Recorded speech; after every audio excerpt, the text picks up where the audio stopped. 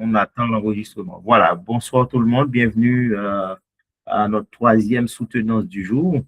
Il s'agit pour nous d'évaluer le travail de M.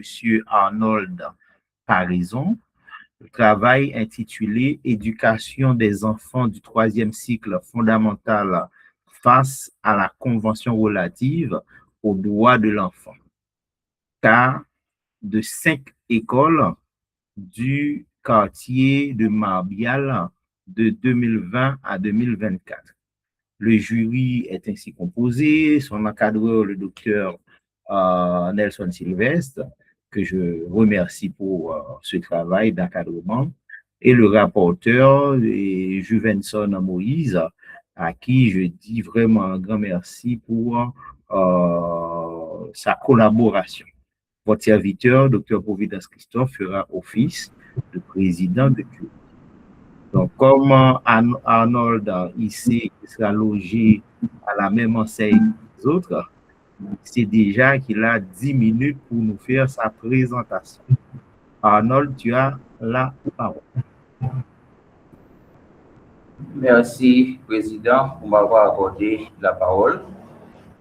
Monsieur le Président et membre du jury, Monsieur le directeur de mémoire, c'est avec un profond sentiment de responsabilité académique et citoyenne que je me présente devant vous aujourd'hui pour soutenir mon mémoire de licence en droit intitulé Éducation des enfants du troisième cycle fondamental face à la Convention relative aux droits de l'enfant, cas des 5 écoles du quartier de Marbial de 2020 à 2024.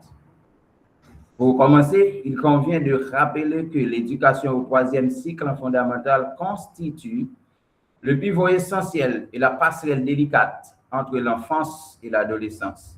Sur le plan international, la Convention relative aux droits de l'enfant de 1989 a formalisé des droits inaliénables pour garantir le développement et la dignité de l'apprenant. L'UNICEF et l'UNESCO rappellent que le respect de ces droits conditionne directement les performances scolaires. Cependant, en Haïti, le système éducatif souffre de fractures structurelles profondes, caractérisées par l'autoritarisme, les châtiments corporels et la pénurie de matériel. C'est précisément ce contraste qui a motivé notre choix de porter notre regard sur les quartiers de Marbial, véritable laboratoire pour évaluer la dynamique de l'éducation face aux normes de protection de l'enfance. Ce sujet revêt ainsi une double pertinence globale au regard de l'ODD 4 de l'ONU et locale pour le bien-être des enfants de la zone. Au cœur de notre démarche scientifique se trouve la question de recherche suivante. Dans quelle mesure les 5 écoles concernées reconnaissent et appliquent-elles les principes de base de la CDE au niveau du troisième cycle fondamental? Pour répondre, nos objectifs consistent à analyser le niveau de reconnaissance de la CDE, identifier la réalité des pratiques sur le terrain et proposer des pistes de réflexion concrètes.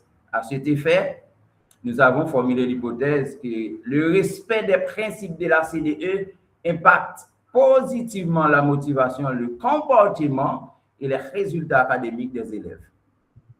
L'arsenal juridique et les théories mobilisées. Sur le plan juridique, la CDE opère une rupture historique en faisant de l'enfant un sujet de droit appuyé sur 4 piliers: non-discrimination, intérêt supérieur, suivi, développement et participation. Ratifiée par Haïti en 1994, elle s'intègre à notre législation par l'article 276-2 de notre Constitution. De surcroît, le décret du 24 mars 1989, dans son article 112, et le Code pénal, article 254, interdisent formellement l'usage de la force physique ou des punitions humiliantes par les enseignants. L'arsenal interne ne laisse donc aucun vide légal. Sur le plan théorique, notre approche s'aligne avec la pensée de John Dewey, qui voit l'école comme une communauté démocratique, et celui de Jean Piaget sur l'adaptation au développement biologique de l'enfant et de Janis Korczak sur le respect fondamental de la parole de l'apprenant. Parce qu'une recherche en sciences juridiques doit se confronter à l'épreuve des faits, nous avons adopté une méthodologie qualitative et descriptive pour évaluer l'écart entre le droit écrit et le vécu des acteurs. Notre étude s'est concentrée sur 5 écoles à Montréal avec un échantillon de 80 élèves, 20 parents, 10 enseignants et 5 directeurs.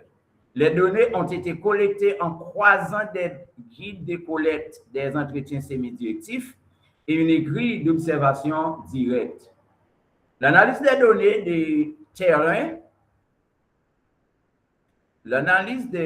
des terrains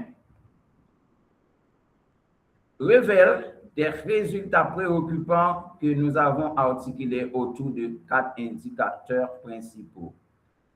Pour l'indicateur axe, ou bien l'axe de la CDE, regardez la CDE, constat majeur ici du terrain, le premier indicateur, c'est non-discrimination. Selon l'article 2 de la CDE, la discrimination reste une réalité touchant l'intégration des élèves en fonction de la situation socio-économique ou des difficultés d'apprentissage. Pour l'indicateur bien-être et environnement, regardez l'article 6 et 28, c'est ici que le bas blesse. 26,25% des élèves du public et 46,25% du non-public estiment leur bien-être négligé. Dans le non-public, on observe des violations flagrantes, châtiment corporel, mise à genoux, paroles vexatoires. Les blocs sanitaires sont dans un état critique d'insalubrité. Pour l'indicateur de développement des capacités, selon l'article 29 de la CDE, 39% du secteur public et 41,25% non public des apprenants manquent d'occasion pour exprimer leur créativité et leur autonomie. Pour le dernier axe, c'est participation et expression selon l'article 12 de la CDE. En parallèle, les entretiens avec les adultes révèlent un déficit d'information abyssal. 16 parents sur 20 ignorent les cadres juridiques de protection, percevant souvent les droits de l'enfant comme une influence occidentale favorisant les disciplines. Quant aux directeurs et enseignants, s'ils ont une conscience théorique du droit, ils se heurtent à l'absence de formation continue, au manque de subventions et à une lutte sur sa surcharge administrative. Par conséquent, au regard de ces résultats, notre hypothèse de départ se trouve infirmée partiellement ou plutôt validée par la négativité. Ce n'est pas le respect des droits qui est constaté, mais bien leur non-respect récurrent qui fait office de frein majeur à l'épanouissement et engendre le désengagement scolaire des enfants. Monsieur le Président, membre du jury, pour que la CDE devienne une réalité vivante à Montréal, nos pistes de réflexion s'articulent autour des 4 axes. Le renforcement de la supervision institutionnelle pour éradiquer les châtiments corporels, modernisation de la gestion scolaire via la création des conseils d'élèves et la réhabilitation urgente des infrastructures sanitaires, la substitution des méthodes punitives par la discipline positive adaptée au rythme des élèves, la mise en œuvre de vastes campagnes de sensibilisation pour déconstruire les barrières culturelles chez les parents. En guise de conclusion, notre recherche démontre qu'en Haïti, la proclamation des droits est une chose, mais leur effectivité en est une autre. 30 ans après sa ratification, la CDE reste un idéal lointain à Montréal en raison des barrières économiques, mais aussi culturelles et managériales. Pourtant, investir dans les droits de l'éducation à l'école, c'est poser les jalons d'une société juste et démocratique. Les écoliers de Montréal font preuve d'un courage héroïque pour réclamer leur instruction. Il est temps que le droit vienne sécuriser leur marche vers l'avenir. Conscient des limites de ce travail, nous l'envisageons non comme un aboutissement figé, mais comme un cours réflexif pour stimuler de futures recherches. Je soumets humblement ce travail à votre critique scientifique et je suis prêt à répondre à vos questions. Merci. Merci pour l'exposé. Qui était, après tu as respecté le temps imparti. Et merci pour la clarté de l'exposé. C'est vrai que là, tout de suite, je vais passer la parole au rapporteur pour qu'il puisse lui-même apprécier le travail. Mais j'ai apprécié globalement l'exposé, sans vouloir influencer qui que ce soit. Voilà, donc sans plus tarder, Monsieur Juvenson, Moïse, tu as la parole. Ah, tu as la parole. Alors, monsieur...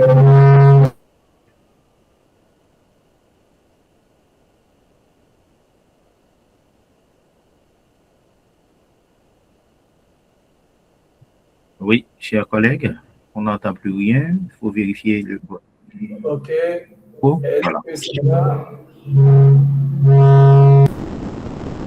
Il y a un autre appareil, semble-t-il, qui est. Est-ce qu'on peut. OK, maintenant, bon, je crois que c'est plus normal, puisque Bon. Je suis à l'antenne de Jacmel et c'est à cet endroit que se trouvent les pétrants.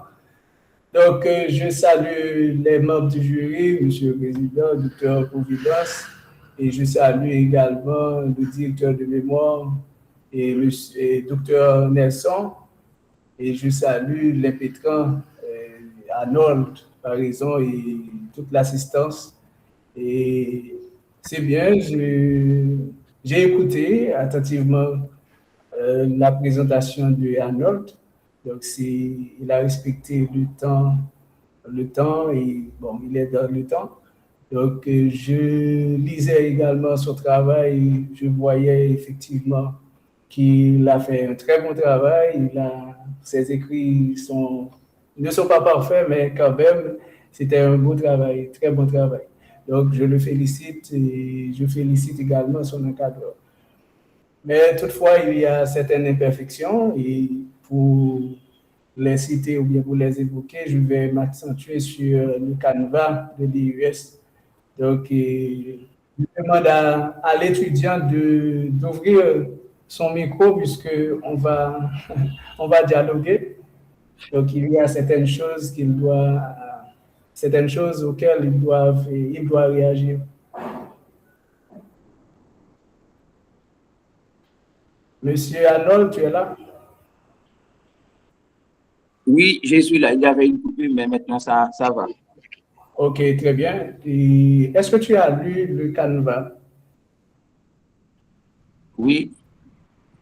Ok, et c'est bien. Et effectivement, je vois que à 90%, tu as respecté les grandes parties, hein, ce qu'on a demandé et pour les grandes parties, c'est-à-dire l'introduction et tant d'autres choses, c'est à féliciter. Donc, est-ce que tu as le document devant toi également?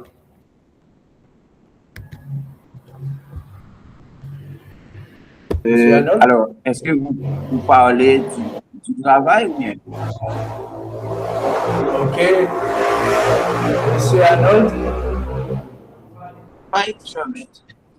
Ok, très bien. Donc, tu dois suivre avec moi.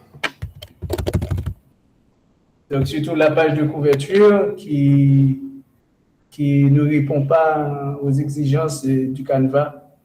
Donc, si tu regardes, tu vois type du mémoire et ensuite, il y a faculté de droit, d'économie et de gestion qui est à la fin. Donc, c'est quelque chose à revoir. Ensuite, je vois dans ton document que tu mets sommaire à la place de table des matières. Donc, pourtant, tu m'as dit que tu as lu le canevas. Et pourtant, là où tu l'as mis, ce n'est pas sa place. C'est-à-dire, la table des matières devrait être après les annexes. Donc, c'est quelque chose que tu dois revoir. D'accord?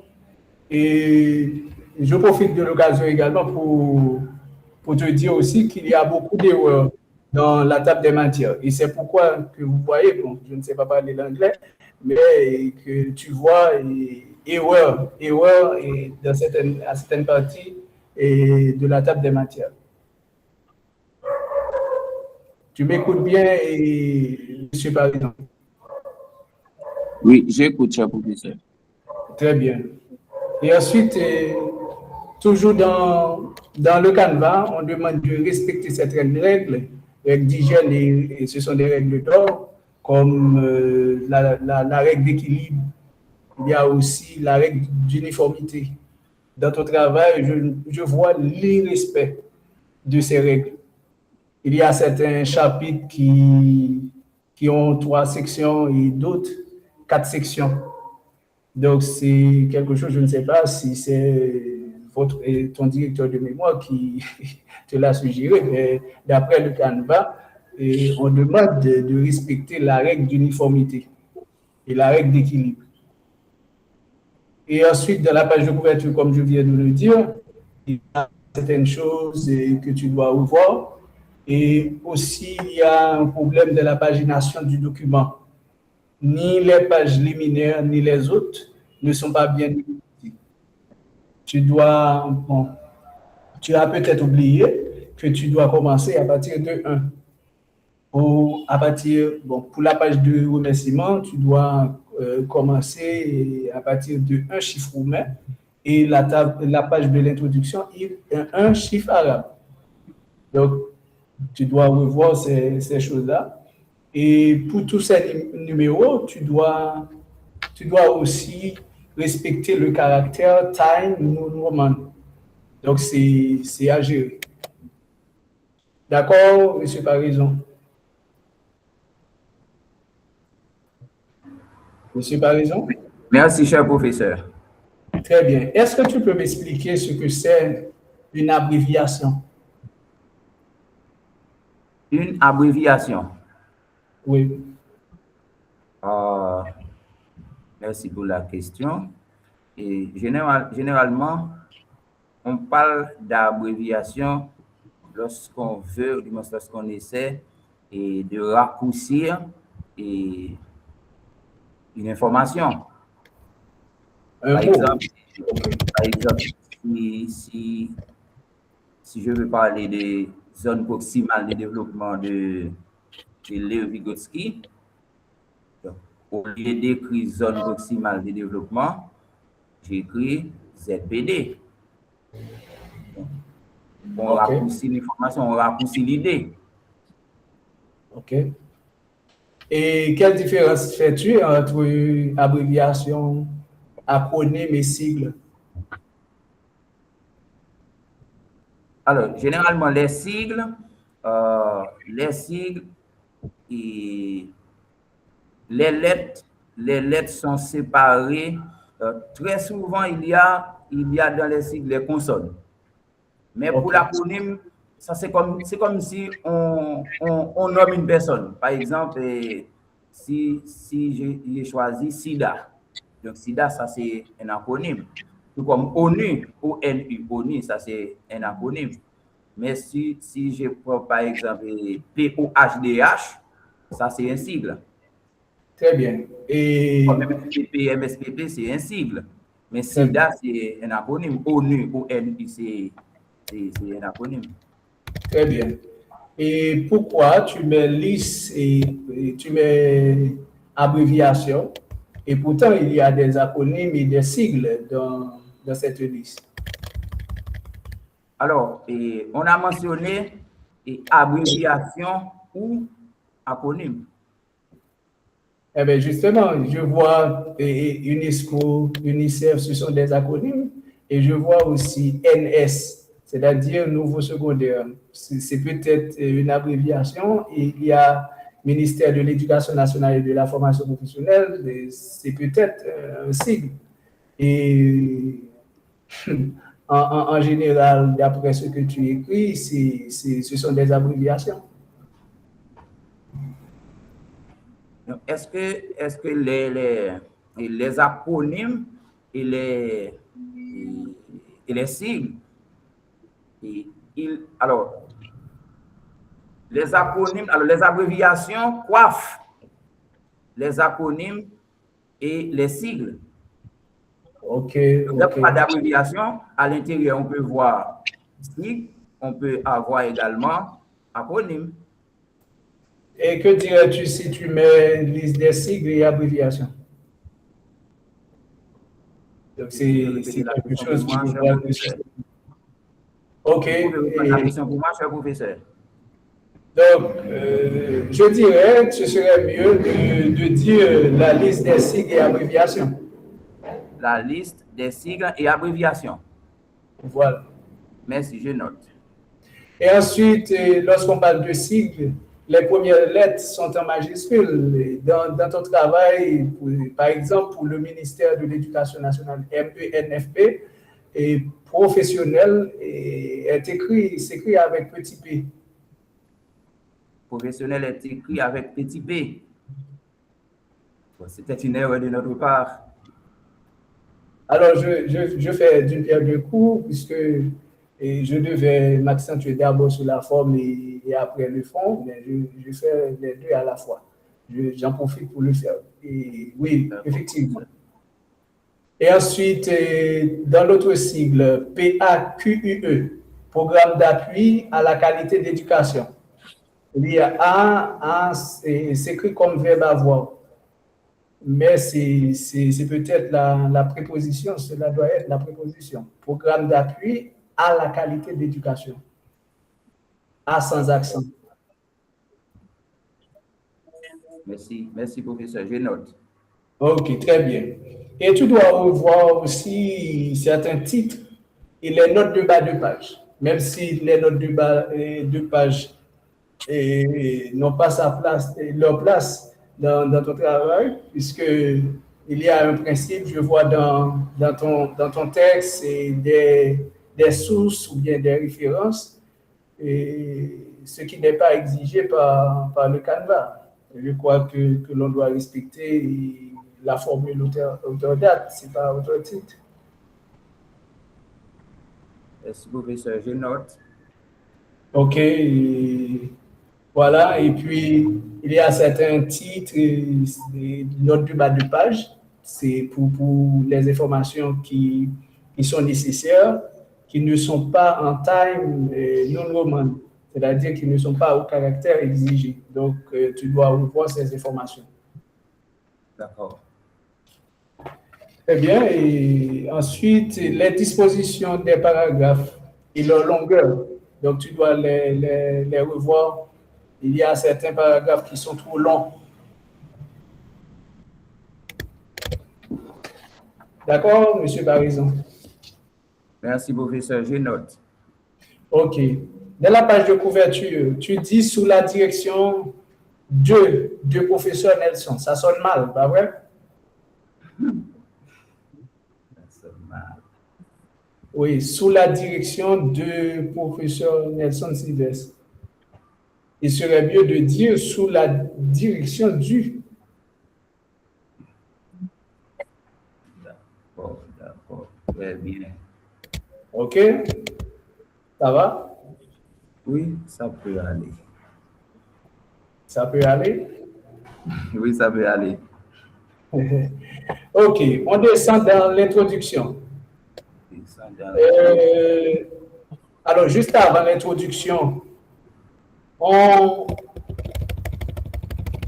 doit s'arrêter dans le résumé. Tu dis ce travail analyse et dans la première phrase et dans la deuxième phrase, tu la commences avec cette étude s'inscrit. Donc, il y a une incohérence. Dans tout le texte, il y a cette incohérence. Il y a aussi beaucoup de fautes syntaxiques et d'orthographe. Alors, je prends cet exemple qui, ce travail analyse, ou bien le résumé de manière générale, qui n'a pas de cohérence. Tu dis ce travail analyse et après, tu commences notre phrase avec cette étude s'inscrit et je ne comprends pas, je ne peux pas m'accentuer ou bien je ne peux pas comprendre ce que tu veux dire. Les phrases ne sont pas connectées, vraiment, elles ne sont pas cohérentes. OK? D'accord, professeur. Très bien. Et on continue dans l'introduction. Deuxième phrase dans l'introduction. La phrase qui commence avec la convention relative aux droits de l'enfant a clairement établi un ensemble de droits que chaque enfant a. Je trouve que cette phrase, bon, ça sonne mal. C'est de préférence qu'à chaque enfant, c'est-à-dire la convention, la CDE a clairement établi un ensemble de droits qu'à chaque enfant, ou bien que possède chaque enfant. Mais ce n'est pas chaque enfant à fin. OK? Et ensuite, après, dans l'autre phrase, la phrase suivante, tu parles d'instrument national. C'est-à-dire, tu veux parler peut-être d'UNICEF. Est-ce que UNICEF, UNESCO sont des instruments? UNICEF et UNESCO? Est-ce que ce sont des instruments? Des organes? Justement, et dans ton travail, à maintes reprises, tu répètes instruments pour ces deux institutions, ou bien ces deux organes.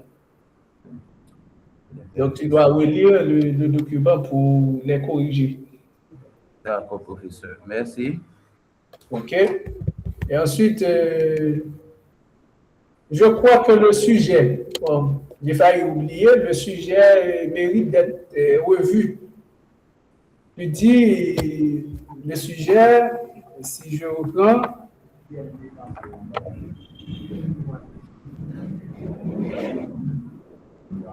tu es là et monsieur.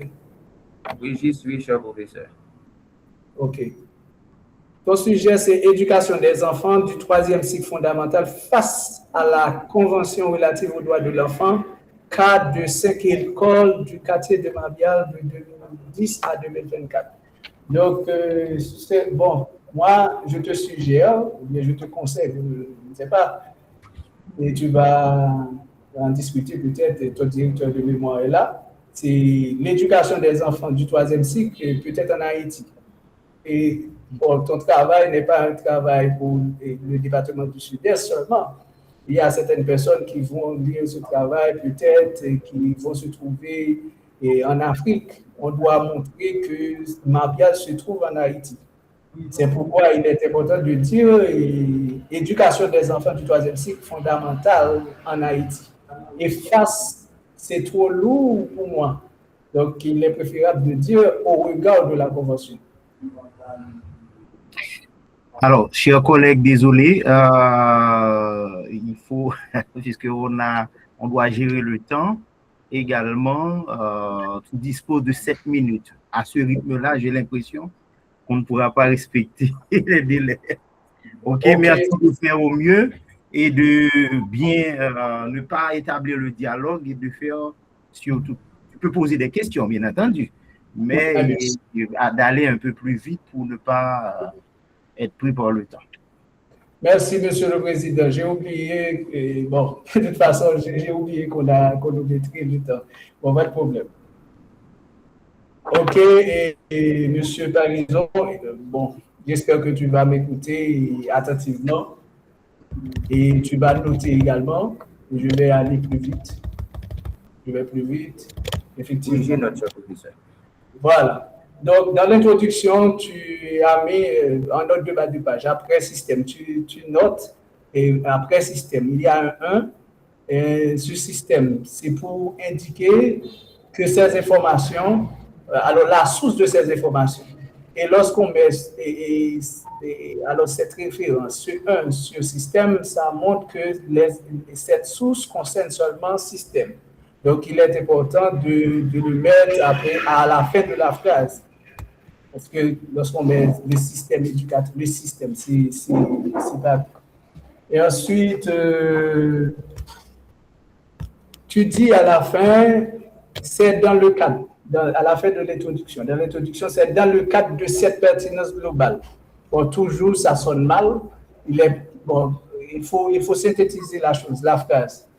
Si tu dis c'est dans cette perspective, je vois que ce serait mieux. C'est dans cette perspective que la question centrale a été posée. Bon, Ce serait mieux. Et ensuite, pour la problématique n'est pas trop claire. Elle mérite d'être vue également. C'est pas trop clair. Je dis, dans quelle mesure les écoles choisies du quartier de Mabial reconnaissent-elles les principes de base? Dans quelle mesure? Donc, je vois que cela ne sonne pas trop bien. Ou bien, il y a une difficulté de compréhension.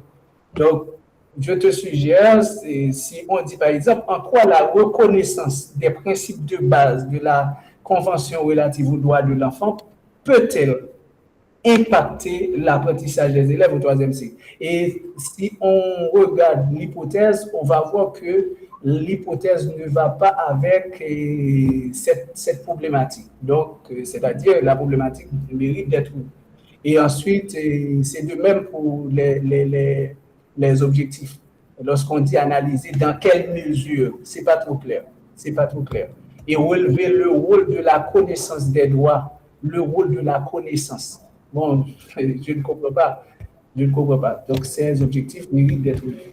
OK? Et il paraît que tu ne comprends pas, ou bien, je ne sais pas si c'est une erreur, mais il paraît qu'il y a un problème de compréhension entre la problématique et la question de recherche. Puisque dans le dernier paragraphe, tu dis l'introduction générale mettant en valeur la mise en contexte, la justification, la pertinence, la problématique, et ensuite tu ajoutes la question de recherche. Et je ne comprends pas. Et au début de ce paragraphe, tu mentionnes pour répondre à cette problématique. Donc, ça, ce sont des choses à revoir. OK? Et note pour moi, monsieur, par exemple, note pour moi cette question. Oui. Alors, tu dis dans l'introduction, toujours je suis dans l'introduction, tu dis selon les analyses des institutions internationales majeures comme l'UNESCO, UNICEF, la Banque mondiale, etc. Et tu n'as pas précisé l'année. Est-ce que tu pourrais le faire maintenant? Pour l'année, tu donnes une information suivant les analyses de ces institutions. Et ensuite, l'autre question, j'ai lu tout le document et je ne comprends pas comment tu as procédé pour choisir l'échantillon de l'étude. Et la méthode utilisée, c'est la méthode qualitative et je vois que tu utilises, tu traites des données quantitatives. Est-ce que tu pourrais nous donner une explication?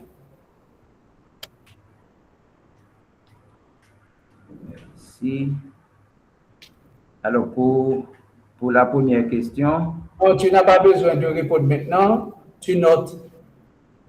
Ah, d'accord, merci. OK. Et ensuite, je continue. Pour le premier tableau, il n'a pas de source. Dans le chapitre 2, tableau qui porte sur la répartition de la population. Il n'a pas de source. Et ensuite, toujours dans le deuxième chapitre, le titre qui a rapport à la collecte des données. Tu dis dans une phrase administrée à chaque 5 élèves. 5 élèves. Bon, je ne sais pas ce que cela veut dire, donc il mérite d'être vu. Et ensuite, tu mets dans le chapitre 3, considération éthique, à la fin. Je ne vois pas sa place dans ce chapitre. Bon, je te conseille de le mettre dans le chapitre 2, de préférence. Et je vois tu parles de la Convention relative aux droits des enfants, et pourtant, tu ne l'exploites pas correctement pour bien expliquer le phénomène. En ce sens, je te pose cette question. Comment, au regard de cette convention, comment vois-tu l'éducation des élèves du troisième cycle de Mabial? Et que recommandez-vous?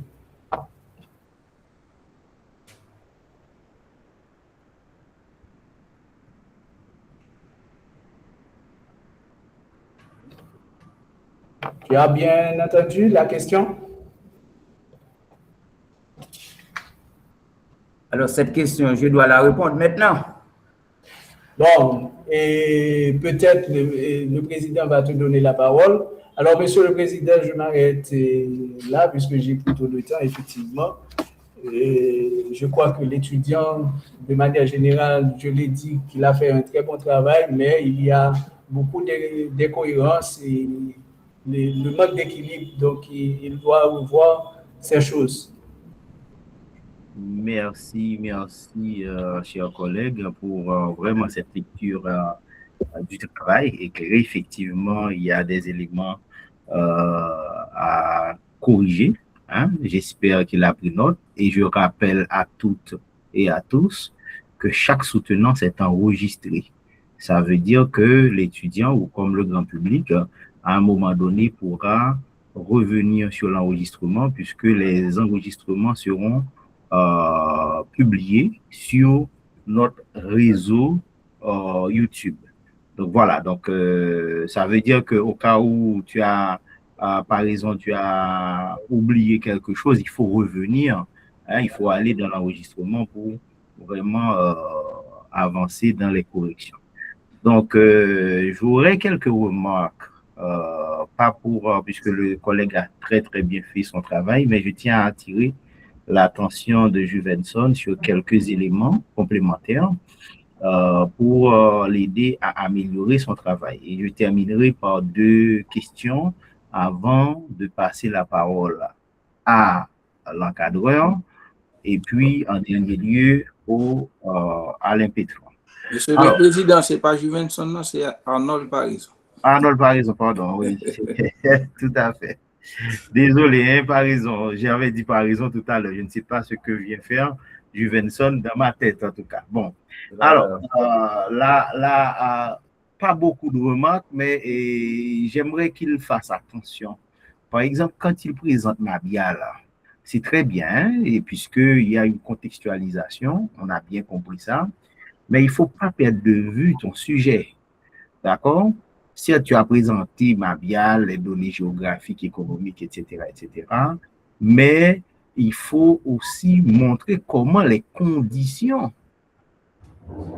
ces conditions-là, hein, tout ce que tu as décrit, influencent l'effectivité des droits de l'enfant à Mabia.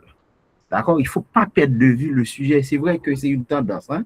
L'étudiant travaille sur Jacmel, se contente de présenter Jacmel sans faire le lien avec son travail, ce qu'il compte démontrer. Donc, je t'invite à revoir entre page 26 et page 32 des éléments de présentation ou ajouter peut-être 2 ou 3 paragraphes pour contextualiser davantage par rapport à ton sujet. Et ça, vraiment, ça aura une valeur ajouter pour toi. Et puis, il faut faire attention, quand on fait une étude qualitative, généralement, on ne peut pas toujours faire de généralité. Hein? Il faut faire attention, hein? Parce que quand tu fais les généralisations, surtout dans ton texte, ça dérange un peu. Hein, ça dérange un peu parce que on est sur une étude vraiment, même s'il y a des données, bon, je ne vais pas revenir sur la question de mon collègue, puisque il me semble que ce n'est pas seulement une étude en termes de méthodologie, il faut clarifier ça également. L'étude n'est pas seulement de portée qualitative. Il faut clarifier. Mais quand tu prends, par exemple, tu analyses par exemple, les thèmes que tu as retenus dans ton travail, connaissance du droit, pratique, etc., il faut éviter de donner l'impression que tu es en train de faire de généralité. Attention. Hein? Et puis, les deux questions, ou voire 3 questions que je souhaite poser à l'étudiant, bien entendu, il prend en compte tout ce que mon collègue avait dit précédemment. Dans ton travail, tu as bien fixé une période, d'accord, 2020-2024, tandis que les données sont collectées visiblement en 2026. Donc, il faut faire attention, il faut corriger. Hein? Est-ce que dans la collecte de données, tu t'es cantonné en 2020, entre 2020 et 2024 uniquement? Parce qu'il me semble que les données sont collectées en 2026. Qu'est-ce que tu pourras nous répondre à cela? Ça, c'est la première question. La deuxième question, tu as parlé d'approche qualitative, oui, et le collègue l'a posé, et j'insiste là-dessus, tandis que tu as des données quantitatives dans ton travail. Tu présentes des pourcentages et tout. Il faut au moins fixer, hein, ou clarifier la méthodologie en ce sens.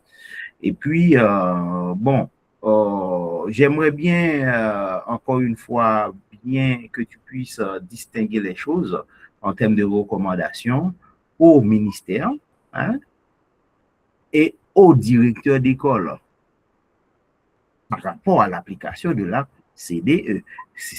J'aimerais bien t'écouter 2-3 recommandations au ministère, au directeur d'école dans ce cadre-là. Voilà, j'espère que tu as noté, tu vas répondre tout à l'heure.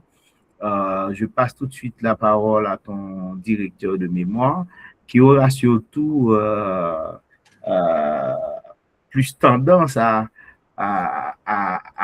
témoigner de la collaboration que de répondre aux questions, puisque et ça aussi, ça fait partie de la note, parce que la soutenance, parmi les critères d'évaluation, il y a aussi la capacité de l'impétrant à se défendre.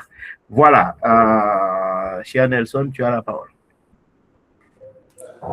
Merci, docteur Providence, et félicitations à Arnold.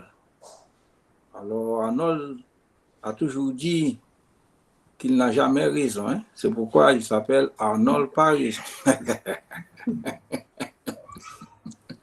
Et je dois avouer que Arnold, en plaisantant, corrige certaines choses. Donc, c'est un étudiant très réceptif et qui a une très forte capacité de réaction. Ce qui m'a inquiété, et c'est peut-être sa limitation en termes de numérisation, parce qu'il y a des problèmes de forme signalés à juste titre par Juvenson. N'était ce problème de qualité, je sais que Arnold a suffisamment de capacité pour bien faire les choses.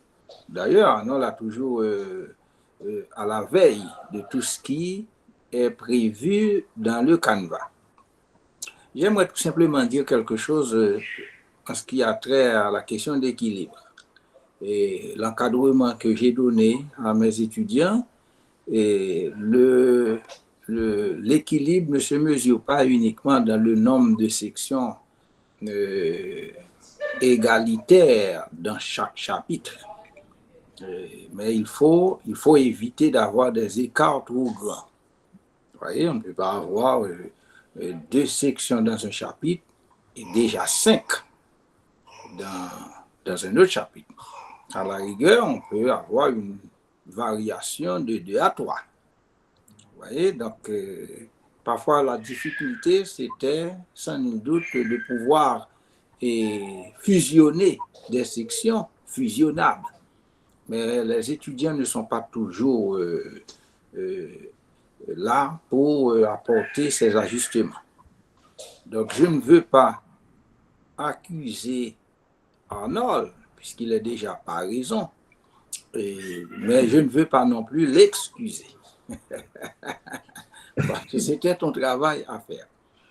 Et j'admets également que ce travail est très, très important dans la mesure où il traite quelque chose qui concerne présentement Haïti et ses 2 bonnes guerres.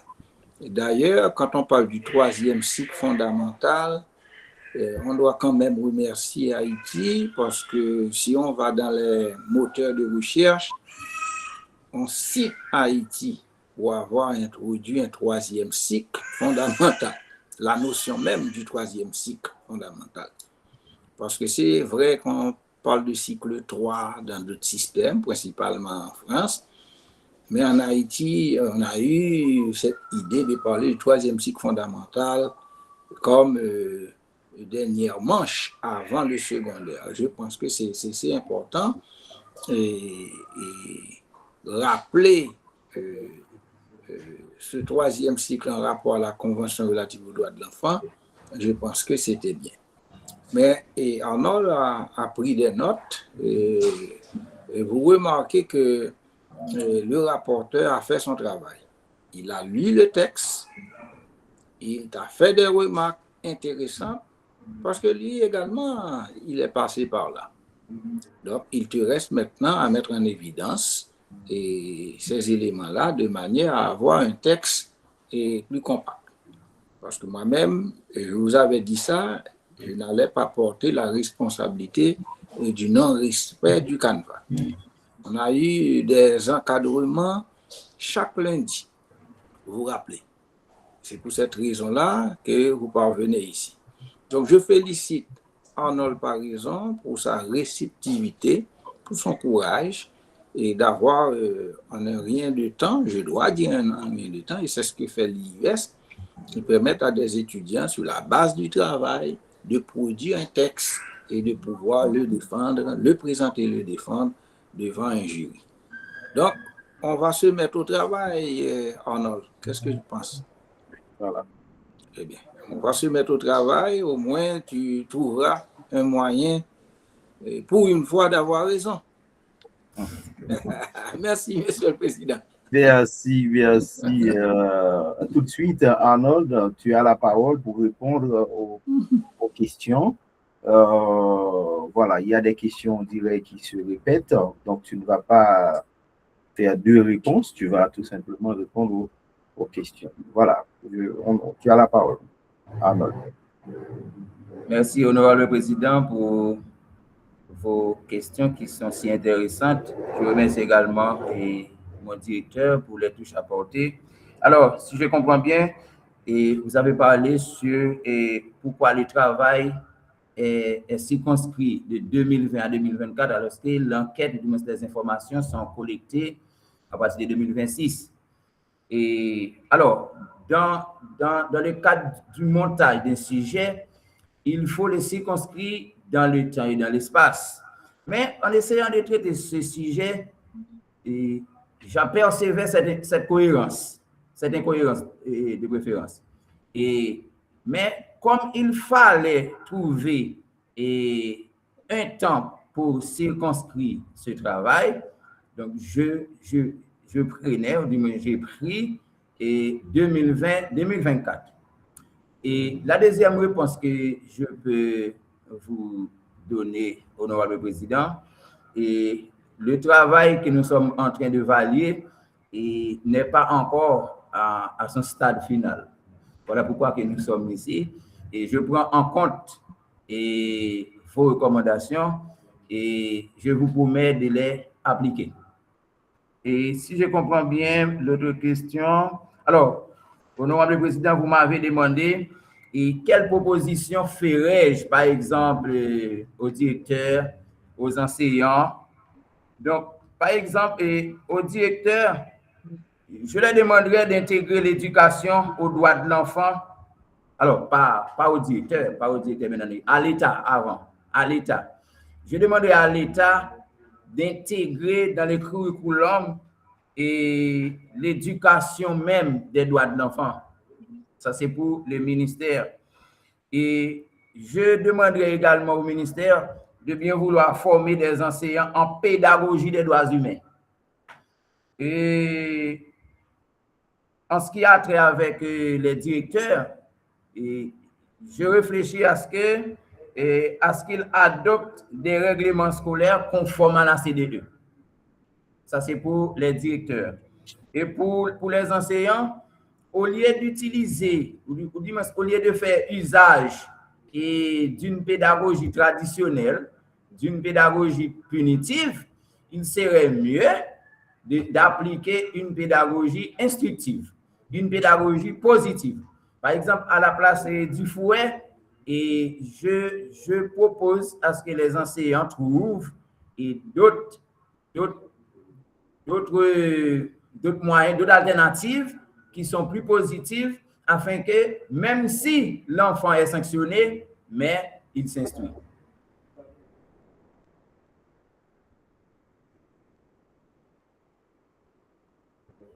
Voilà. Et pour le rapporteur avait posé une question sur la méthodologie. Pourquoi, comment tu as fait pour sélectionner ton échantillon? Oh, ok, merci pour la reprise de la question. Alors, notre population, c'est les écoles du 3e cycle fondamental du quartier de Mabial. Et comme les écoles sont nombreuses, on a sélectionné 5 écoles. On a sélectionné. Vous dites, quels critères? Il faut aller vite. Dis-nous quels sont les critères et pourquoi tu les as rendus anonymes. Hein, c'est ça. Comment tu as fait? Pourquoi tu as choisi ces écoles-là? Jusqu'à présent, on ne sait pas de quelle école tu parles. Bon, alors, je ne cite pas d'école pour éviter la question d'éthique. Et le choix des écoles a été fait de manière à ce que, parce que la zone de Mabial, c'est une zone géographique à accès difficile. Donc, les écoles sont choisies de manière, selon l'offre locale que l'école a. Donc, si l'école se trouve dans des milieux périphériques, bon, l'accès paraît difficile. Mais voilà, il fallait préciser ça, il faut préciser tout ça dans ta méthodologie. Si tu as décidé de rendre ça anonyme, il faut dire école A, B, C, D, etc.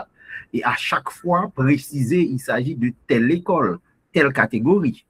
D'accord? Donc, oui, on peut accepter ce choix. Tu as raison, puisque s'il y a des données sensibles, on peut vraiment rendre anonyme l'étude, mais on ne peut pas non plus ne pas préciser les éléments. D'accord? Donc, merci pour tes réponses, puisque là, on va devoir s'arrêter. Je te laisse, on va dire, 30 secondes pour un dernier mot. Ce serait quoi? Merci, Président. Merci, honorable membre du jury. Merci à mon directeur de mémoire. Voilà. Eh bien, on te remercie et le jury a bien apprécié ton travail et chaque collègue pourra noter en fonction à la fois le contenu et la prestation orale. Donc, voilà, sans plus tarder, on demande à notre collègue de l'administration